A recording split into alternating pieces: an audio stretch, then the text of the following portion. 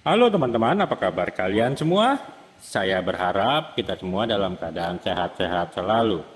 Setujukah teman-teman bila saya katakan manusia atau kita semua adalah makhluk yang bergaya? Gaya sendiri dalam ilmu fisika secara sederhana adalah tarikan ataupun dorongan yang menyebabkan terjadinya pergerakan.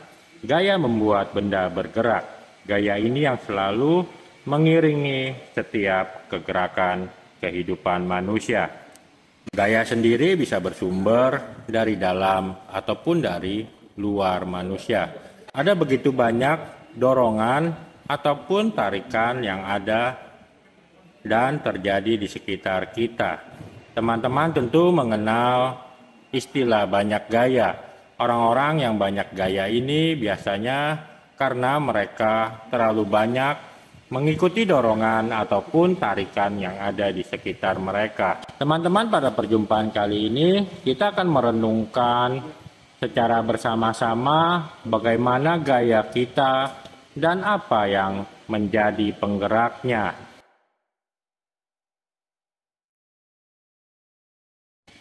Dalam Lukas bab 12 ayat 49, Tuhan Yesus berkata, "Aku datang untuk melemparkan api ke bumi, dan betapakah aku harapkan api itu telah menyala." Tuhan Yesus mempertegas kehadirannya, yaitu melemparkan api ke bumi. Sebuah energi yang sebenarnya diberikan untuk kita semua. Energi ini yang pertama-tama akan menarik kita untuk sampai kepada tujuan hidup yang sebenarnya. Dan yang kedua, energi ini akan mendorong kita untuk semakin mengenal betapa lebar dan panjangnya, betapa tinggi dan dalamnya kasih Tuhan Yesus. Dengan kata lain, energi yang digambarkan seperti api yang menyala akan menarik dan mendorong kita kepada kepenuhan kasih Bapa.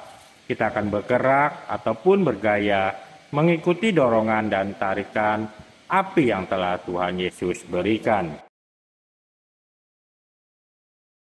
Teman-teman, setiap gaya ataupun pergerakan yang terjadi akan menimbulkan pergesekan. Pergesekan sendiri akan membawa sebuah perubahan. Sebagai contoh, tanah liat yang digerakkan secara berputar akan menimbulkan pergesekan terus-menerus dengan sekitarnya. Dan pada akhirnya terjadilah sebuah perubahan, terjadilah sebuah bejana yang indah. Pergesekan akan terjadi dan diperlukan untuk setiap perubahan.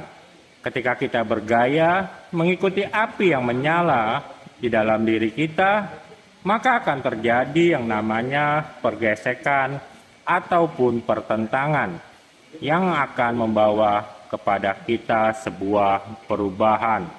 Perubahan karakter, perubahan cara pandang, ataupun perubahan sikap hidup kita. Pertentangan ini pun biasanya dapat terjadi di dalam diri kita ataupun dapat terjadi di antara orang-orang di sekitar kita. Pertentangan juga dapat terjadi di dalam cara kita memandang dunia.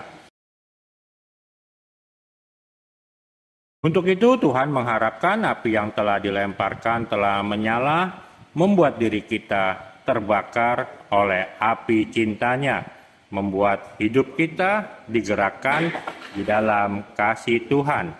Kita diharapkan tetap dapat bertahan di dalam setiap pergesekan ataupun pertentangan yang terjadi.